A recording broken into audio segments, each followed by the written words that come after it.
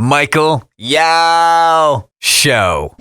What's been the most dangerous situation you were ever dropped into? All right, so I'm back in the Philippines for round 2 of the Burnham Sabero case. We drop us in, and I'm taking a female FBI agent. It's her first gig on an overseas gig, so she's there as a sidekick ride along. We landed in Manila Airport. I get a message, they want you to fly down to the battle zone. I'm like, okay. The guy was giving me the message. I know sufficiently vetted the risk in advance. So I'm like, all right, cool. I know Jim. Jim is good with this. I'm good. Let's go. We get down there. The first briefing we get is what to do in case our position is overrun by the terrorists. How do we bug out? What's the bug out strategy? How do we get out of there? And I'm kind of like, remember in Pulp Fiction when Sam Jackson is mad at John Travolta and he's glaring at him, and Travolta goes, "I can feel you looking at me." Yeah. Well, I could feel her looking at me. She is glaring at me like if we get overrun, and I without even looking at her, I said, "Look, it's not always like this." You already had to start negotiating with her before. I could feel the look. Feel the look.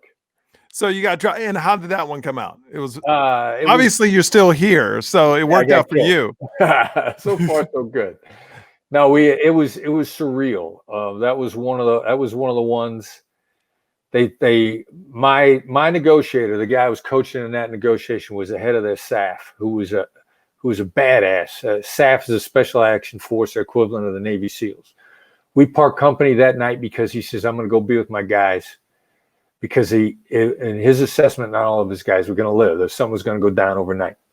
Mm-hmm. So I go to bed, I go to sleep expecting to be woken up to tragedy. I wake up the next morning, silence. The facility that I'm in, nobody's around. Sun is shining. I mean, dead, quiet, silent. I'm like, did I wake up in a movie here? What the hell happened? Where is everybody? I walk around. You know, I finally find somebody. So nobody's saying that there was corruption was involved, but it was reported to us that at one point in time, somebody with a briefcase walked out of the site where the bad guys were holed up, happened to be a hospital.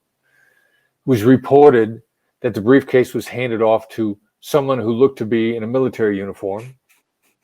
It was reported that the people guarding the back of the hospital were called away to a briefing, and coincidentally, the terrorists happened to walk out the back door and escape during the briefing. Who'd have thought? You know what? Money is very powerful. Money is very powerful. You know, and again, it's human nature, right? Human nature is going down. Who's gonna, the loss of that score from somebody on one side to the other, and they were like, yeah, they walked away. Now, during negotiations, because you've been put in so many dangerous positions, have you ever lost someone? Yeah, of course. Best Okay. chance of success means things go bad sometimes. So what was that feeling the first time you lost someone? Do you remember that? Yeah. Oh, yeah. And I've since responded more appropriately. But yeah, at the moment, it was the worst moment of my professional career. I got, again, it's a Burnham Sabero case.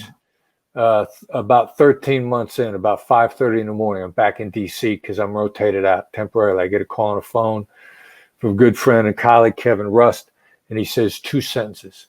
"I've got bad news. Martin is dead." And I was like, all right. And you delivered that to me perfectly. You gave me just enough time to prep myself. You didn't torture me, make me wait. Bang. A botched rescue attempt. 2 out of 3 remaining hostages killed by friendly fire. The hostage who survived, Gracia Burnham, shot in the leg, through and through wounds. She lived. Her husband died in her arms. Oh. That was a tough moment at the time, but I made the rest of the phone calls exactly that same way. You know, I called. I had to make notifications across the government because, as usual, I was the first one to find out.